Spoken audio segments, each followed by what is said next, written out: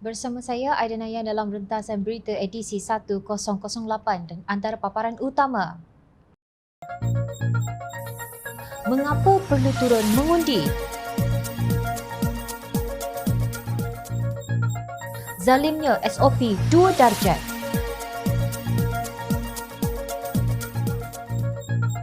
Kebejatan penunggang agama.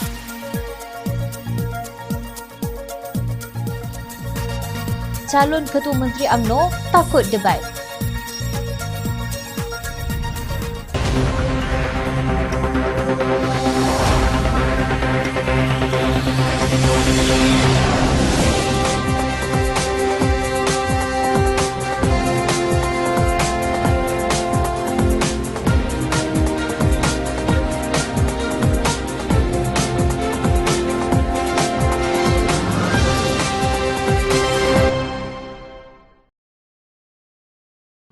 Assalamualaikum dan salam sejahtera. Timbul persoalan mengapa rakyat harus turun mengundi. Ramai yang enggan turun mengundi kerana menyangka ia tiada kena-mengena dengan hidup mereka. Kehidupan berjalan sebelum adanya pilihan raya. Menerangkan kepada mereka bahawa pilihan raya merupakan proses dalam sistem demokrasi berparlimen tidak akan difahami. Ini kerana pengalaman lepas terhadap komitmen wakil rakyat kepada janji semasa pilihan raya mengecewakan mereka. Justru ia menjadi soalan cepu mas yang telah banyak kali dijawab oleh pemimpin. Namun jawapan pengerusi Pakatan Harapan Melaka Adli Zahari setakat ini dilihat paling jujur. Beliau menjelaskan bahawa pilihan raya negeri Melaka adalah untuk tempoh pentadbiran kerajaan negeri selama 5 tahun, bukan sehingga pilihan raya umum ke-15. Katanya 5 tahun bukanlah satu tempoh yang singkat. 5 tahun akan menentukan masa depan kita. Dan politik kita adalah suatu yang cukup penting. Dan saya selalu mengulangi bahawa politik menentukan kehidupan seharian kita. Kasut anak kita ke sekolah ditentukan oleh pemimpin-pemimpin politik. Makanan yang kita makan, harganya ditentukan melalui dasar-dasar yang dibuat oleh pemimpin-pemimpin ini. Jelasnya, beliau berkata pemimpin juga menentukan harga pakaian, rumah dan kehidupan lain ditentukan oleh ini. Sebab itu kita mesti memilih pemimpin yang mempunyai kesedaran kepada masalah-masalah yang dihadapi oleh rakyat ini. Tegasnya, dalam bahasa mudah, jika orang yang membuat keputusan tentang harga barangan dan perkhidmatan itu bebal atau menyeleweng, maka kita terpaksa membayar dengan harga yang tidak munasabah. Sedangkan akibat tindakan kita yang tidak turun mengundi itulah pemimpin yang tidak sesuai menang dalam pilihan raya. Justru, jika kita salah pilih, maka kita akan dapat wakil rakyat yang membeli rumah di New Zealand dan bercuti di sana, dikala rakyat yang diserang COVID-19 memerlukan perkhidmatannya. Kita dapat wakil rakyat yang terbang untuk rawatan di Jerman tatkala sedang berhadapan dengan perbicaraan kes penyelewengannya. Kita dapat wakil rakyat yang seolah-olah tidak mempercayai kualiti sistem pendidikan di negara sendiri lalu menghantar anaknya bersekolah di Perancis. Kita dapat wakil rakyat yang menubuhkan syarikat tetapi gagal menguruskannya dengan baik sehingga kini kerajaan berhutang lebih 39 bilion ringgit. Kita juga dapat wakil rakyat yang mengenepikan kereta buatan tempatan dan memilih Velfire buatan Jepun sebagai kenderaan rasmi. Dan kita juga dapat wakil rakyat yang menggunakan berjuta dana awam untuk mengubah suai pejabatnya di saat rakyat hilang pekerjaan. Peniaga kecil gulung tikar sehingga ada yang bunuh diri. Semua itu terjadi kerana pengundi tersalah pilih wakil rakyat yang tiada kesedaran. Kini pemimpin begini kembali mengemis undi anda. Begitulah pada setiap kali pilihan raya. Maknanya anda yang memegang kuasa penentu. Justru jangan serahkan kuasa itu kepada pemimpin yang tiada kesedaran terhadap kesejahteraan rakyat. Turunlah mengundi beramai-ramai. Beberapa kolej kediaman pelajar di Universiti Teknologi Mara UiTM Lendu Alor Gajah dilaporkan diarah tutup selama 10 hari bermula kemarin selepas seorang pelajarnya disahkan positif COVID-19. Pengarah Kesihatan Negeri Dr. Rusdi Abdul Rahman berkata, notis penutupan di bawah Akta Pencegahan dan Pengawalan Penyakit Berjangkit 1988 itu dikeluarkan oleh Pejabat Kesihatan Daerah PKD Alor Gajah. Beliau berkata pejabat kesihatan itu menerima notifikasi awal daripada klinik UiTM pada 2 petang Selasa selepas memaklumkan seorang pelajarnya didapati positif COVID-19 menerusi saringan kit ujian pantas antigen RT-GAG. 8 lagi pelajar mengalami gejala jangkitan saluran pernafasan atas dan kesemua mereka telah menjalani ujian PCR tindak balas berantai polimerase COVID-19 yang keputusannya dijangka diperoleh dalam tempoh terdekat. Menurutnya dalam satu kenyataan, lapor bernama.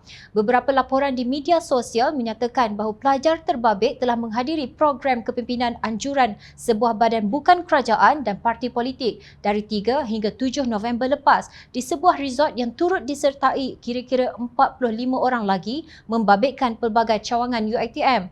Bekas Perdana Menteri Datuk Seri Najib Razak dikatakan turut hadir dalam program tersebut.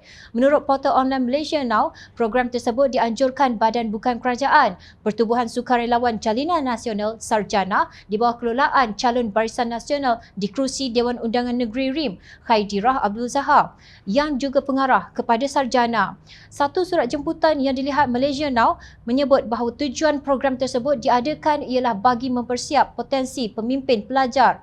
Program tersebut diadakan di Villa di Aqua, Masjid Tanah Melaka yang dikatakan milik keluarga pengerusi Perhubungan UMNO Melaka Abdul Rauf Yusof. Mengulas mengenainya, Pengarah Komunikasi Keadilan yang juga Pengarah Komunikasi Pakatan Harapan, Fahmi Fadzil bertanya, bukankah waktu PRN Melaka ini tak boleh buat program? Macam mana BN Melaka dan DS Najib boleh buat program? Tak kena compound ke? Majlis Keselamatan Negara Kementerian Kesihatan Malaysia tak serbu Villa di Aqua ambil gambar hadirin ke? Atau serbu menyerbu program ni hanya untuk sesetengah parti politik sahaja? Fahmi dipercayai merujuk kepada serbuan oleh Kementerian Kesihatan KKM dan polis di mesyuarat Majlis Presiden Pakatan Harapan di Hotel La Crista pada 10 November yang lalu. KKM dan polis telah dituduh secara salah menyerbu pejabat Majlis Presiden Pakatan Harapan itu. Beliau dan pemimpin Pakatan Harapan terkejut bila tiba-tiba pintu bilik mesyuarat dibuka dan beberapa pegawai yang difahamkan dari KKM dan PDRM cuba menyerbu masuk. Dan mereka mengambil gambar. Kami sedang bermesyuarat. Jadi ini adalah satu tindakan yang hanya kita dengar berlaku kepada Pakatan Harapan. Saya tak pasti sama ada mesyuarat-mesyuarat, sama ada Barisan Nasional ke, Perikatan Nasional ke, adakah pihak KKM dan PDRM berani untuk serbu masuk, untuk mengambil gambar dan melakukan, bagi saya ini adalah satu bentuk intimidation. Dakwa Fahmi.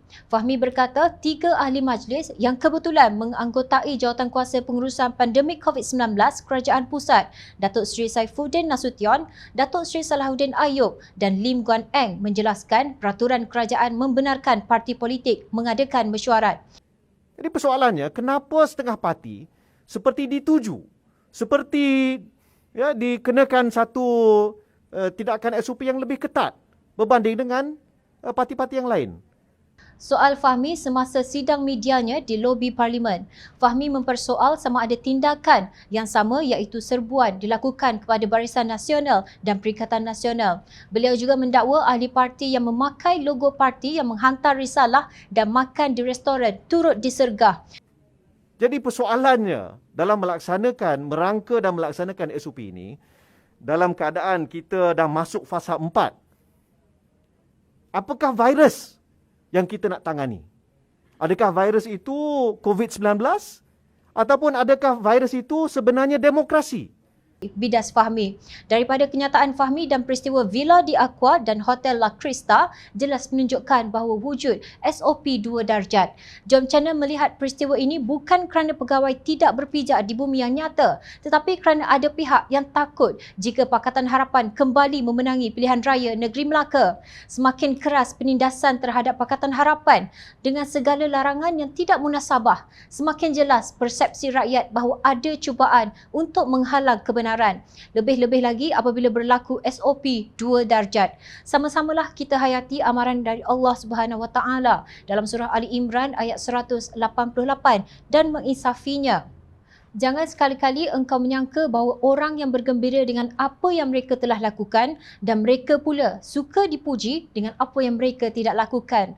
Jangan sekali-kali engkau menyangka mereka akan terselamat dari seksa dan mereka pula akan beroleh azab yang tidak terperi sakitnya. Surah Ali Imran 188.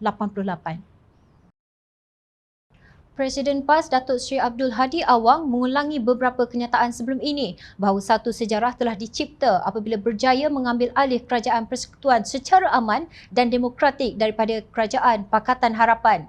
Yang disebutnya demokratik itu ialah persengkokolan PAS dengan Gerombolan Keadilan dipimpin oleh Datuk Seri Muhammad Azmin Ali bersama pengkhianat bersatu Tan Sri Mahyadin Mat Yassin beserta UMNO dan GPS menumbangkan kerajaan yang diberi mandat oleh rakyat pada pilihan raya umum ke-14 yang lalu. Beliau mendakwa bahawa Kerajaan Pakatan Harapan didominasi bukan Islam yang mengheret ke arah liberal sehingga berani merungkaikan asas-asas yang terkandung dalam Perlembagaan Persekutuan. Yang nak rungkai perlembagaan, kita tolak, kita tak terima. Sekarang nyata dan terang PF nak rungkai perlembagaan. Walaupun tak buat lagi, tapi kenyataan-kenyataan banyak pada masa dia meminta. Beliau juga mendakwa kononnya perampas kuasa ini telah mengembalikan kepimpinan kerajaan kepada kepimpinan Islam yang selaras dengan konteks masyarakat majmuk di negara ini. Perubahan dilakukan melalui pendekatan menyatukan parti-parti dan kelompok umat Islam yang sedar serta insaf yang dinamakan Perikatan Nasional. Kononnya, Perikatan Nasional disertai kalangan bukan Islam yang tidak ekstrim dan memahami realiti demografi penduduk di Malaysia. Mengumpulkan wakil-wakil rakyat. Belum lepas dengan UMNO. Tak cukup lepas dengan UMNO, mesti bersatu. Muafakat nasional. Tak cukup dengan muafakat nasional, mesti Perikatan Nasional. Parti-parti lain. Mesti yang tidak ekstrim. Parti ekstrim kita tolak. Tak boleh terima ekstrim. Menurut beliau, Barisan Nasional didapati memiliki pelbagai kelemahan dan pembaharuan perlu dilaksanakan dan kerana itu ditubuhkan Perikatan Nasional dengan mengetepikan parti-parti ekstrim. Gabungan berkenaan kata timbalan Presiden Perikatan Nasional itu mahu menolak parti ekstrim berkenaan dengan menawarkan pembaharuan di Melaka. PAS Bersatu dan Gerakan, kita bertanding atas satu simbol untuk menolak parti ekstrim untuk membuat satu perubahan pendekatan Pakatan Baharu. Satu pembaharuan mesti dilakukan. Kalau rakyat Melaka nak buat pembaharuan, pilihlah Perikatan Nasional, ujarnya. Menurut Hadi, Tan Sri Mahyadin Mat Yassin yang juga pengerusi Perikatan Nasional tidak meminta untuk dilantik sebagai Perdana Menteri dan ia menganggapnya sebagai satu adab yang terpuji. Beliau juga mendakwa ada pihak yang membuat kacau sehingga mengancam kedudukan ahli Parlimen Paguh itu. Dipercayai beliau merujuk pada tindakan Presiden UMNO, Datuk Seri Ahmad Zahid Hamidi dan gerombolannya yang menarik sokongan mereka kepada Mahyadin. Hadi berkata Mahyadin meletakkan jawatan untuk menyelamatkan kerajaan. Seterusnya, beliau menganggap tindakan 4 bekas ahli Dewan Undangan Negeri UMNO yang menarik balik sokongan mereka kepada Ketua Menteri Datuk Seri Sulaiman Mat Ali itu sebagai lanjutan kepada langkah UMNO menjatuhkan Mahyadin. Katanya PAS menerima Perdana Menteri baharu. Terima dengan tenang. Selepas berlaku di Persekutuan, berlaku pula di Melaka. Jatuhkan kerajaan sendiri. Ini sesuatu yang tidak bermoral, tegasnya. Sekejap. Apabila gerombolan Azmin dan Mahyadin menjatuhkan kerajaan sendiri, iaitu Pakatan Harapan yang diterajui Perdana Menteri ketika itu, Tun Dr. Mahathir Mohamad, ia demokrasi. Apabila Datuk Idris Harun dan 3 bekas ahli Dewan Undangan Negeri menjatuhkan Ketua Menteri Melaka, ia tidak bermoral. Beliau yang menubuhkan muafakat nasional bersama UMNO dalam suasana gilang gemilang dengan ratap tangis kegembiraan. Beliau juga yang membunuhnya apabila bersekongkol dengan Bersatu, parti serpihan yang dianggap oleh UMNO sebagai pengkhianat. Dakwaan bahawa Pakatan Harapan liberal dan mahu merungkai perlembagaan tidak pernah dapat dibuktikan. Adakah Perikatan Nasional kepimpinan Islam?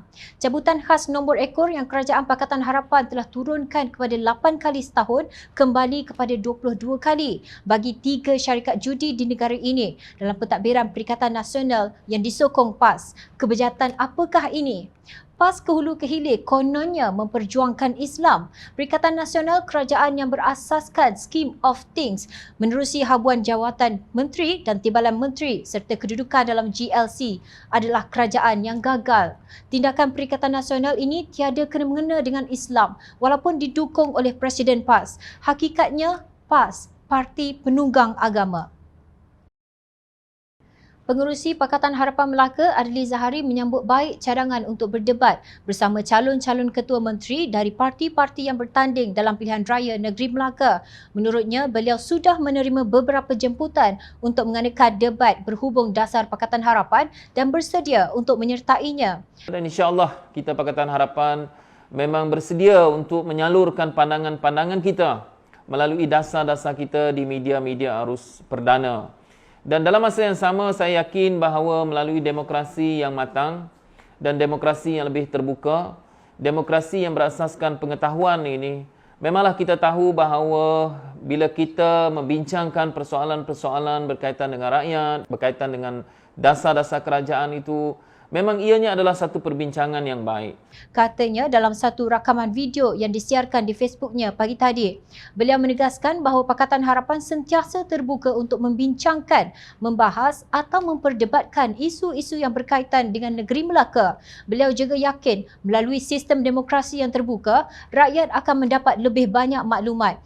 Ujarnya perbahasan ini adalah peluang terbaik untuk pengundi di Melaka menilai potensi setiap calon dan memilih mereka yang benar-benar bertanggungjawab. Dan daripada maklumat yang diperolehi oleh rakyat itu, mereka boleh membuat penilaian dan seterusnya memberikan sokongan mereka kepada mana-mana parti yang mereka yakini demi untuk memastikan bahawa kita mendapat sebuah kerajaan yang benar-benar stabil, yang benar-benar cekap, yang benar-benar bertanggungjawab dan telus dalam melaksanakan tanggungjawab mereka. Tegasnya, cadangan untuk mengadakan debat ini dilontarkan oleh pengerusi Pakatan Harapan Datuk Seri Anwar Ibrahim kemarin ketika beliau mengalu-alukan kesediaan kerajaan memberi ruang berkempen sama rata kepada semua calon pilihan raya negeri Melaka, termasuk yang ditonjolkan Pakatan Harapan di saluran media rasmi kerajaan.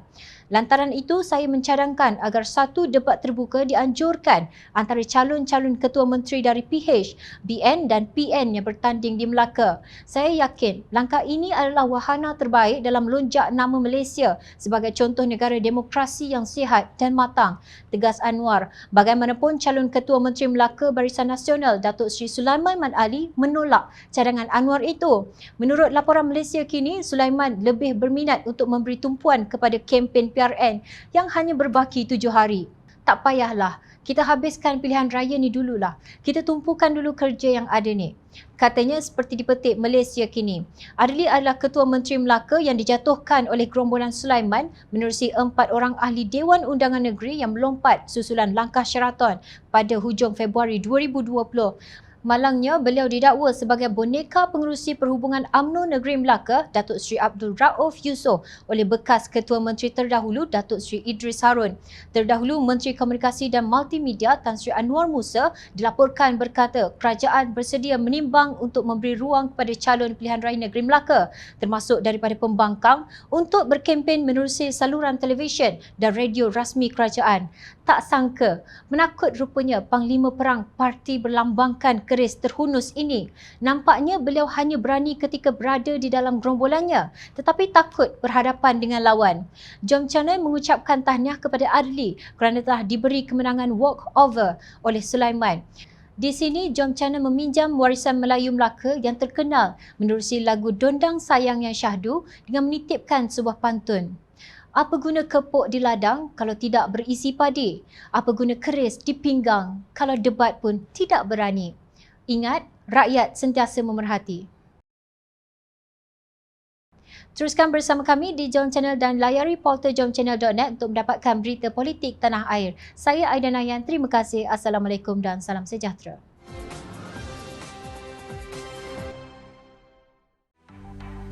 Mencari maklumat dan berita politik yang bebas, kupasan yang tepat, panas. Dapatkannya secara eksklusif hanya di Jom Channel. Komitmen kami, rentasan berita Isnin hingga Jumaat. Berbicara dan isu semasa, kami garapkan secara langsung. Panel-panel berkaliber dan profesional. Interaktif, pandangan anda kami raikan. Jangan lupa bersama kami di setiap hujung minggu dalam edisi khas mingguan. Jom Channel, moving forward, sharing a new experience.